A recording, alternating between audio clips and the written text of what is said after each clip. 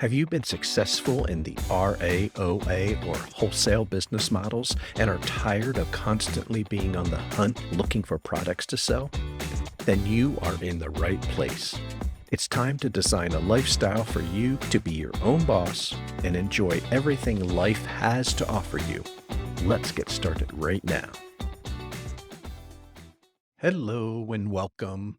You're listening to the Getting Started with Private Label podcast, episode number 15. Hi, my name is Rob Chrin, and today I'm going to talk about using Pinterest to come up with private label product ideas. This is going to be a topic I go over, I think, in 2 episodes, so I can keep them short. This one will be part 1. In the last podcast, we talked about looking off and on Amazon to come up with ideas. Today, I want to focus on looking off of Amazon. Pinterest is the main site off of Amazon to come up with ideas that I use. I've probably used this one more than any other site, and it's usually my initial place to go to start getting some ideas. There are many ideas that you can find that are popular off of Amazon. Again, focus on your hobby or your interest and look for opportunities around that for potential product ideas.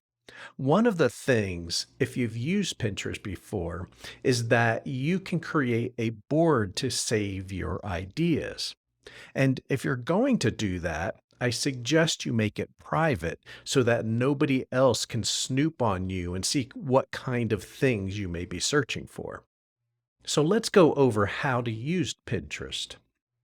First of all, if you don't have an interest or hobby, like I recommend, that's the best thing to have, but maybe you don't have one.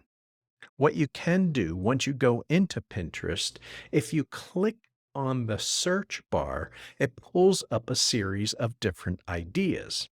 A lot of them, I don't know how they're determining them. I think some of it's the people that you follow and probably your demographics. So, for example, it shows men fashion for me when I click the search bar. But it also comes up with different ideas, and they may be something that would be an area you can focus on.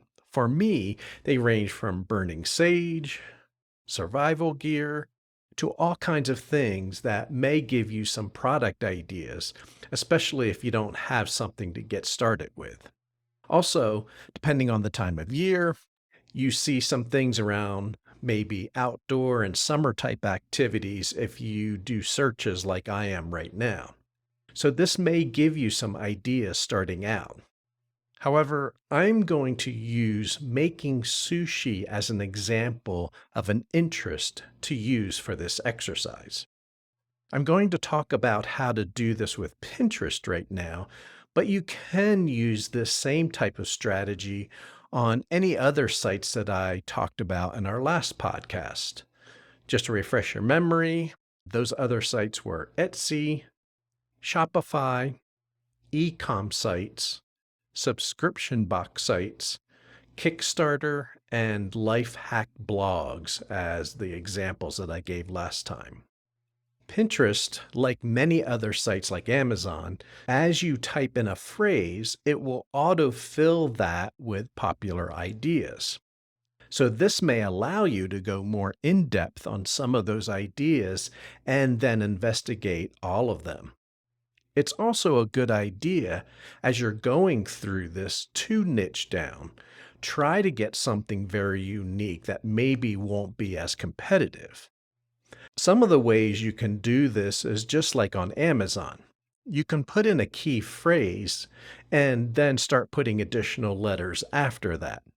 So for example, if you enter sushi making and then put the letter A, it comes up with a couple of things that are related to that, like sushi making aesthetic and sushi making at home. If you did B, it comes up with sushi making birthday party, and it gave me an idea for sushi making gift basket. So that may be an opportunity for a private label product or a bundle. So that's all I want to go over today regarding Pinterest, just enough to get you started. We'll go down the rabbit hole a little further in our next episode. Now, on to today's action step. For today's action step, all I want you to do is go to Pinterest and create an account if you don't have one first, but then just do a search for one of your hobbies or interests just to see all of the pins that pop up around that area that you're interested in. And just look around to familiar yourself using Pinterest and seeing all of the opportunities that are out there. Thank you so much for joining me today in the Getting Started with Private Label podcast.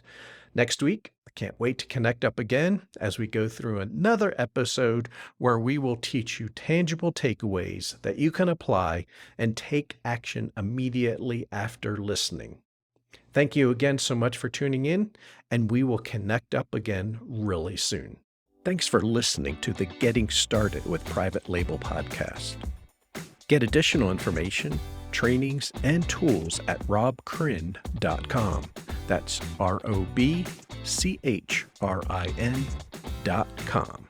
Thanks for listening, and we'll see you again next time.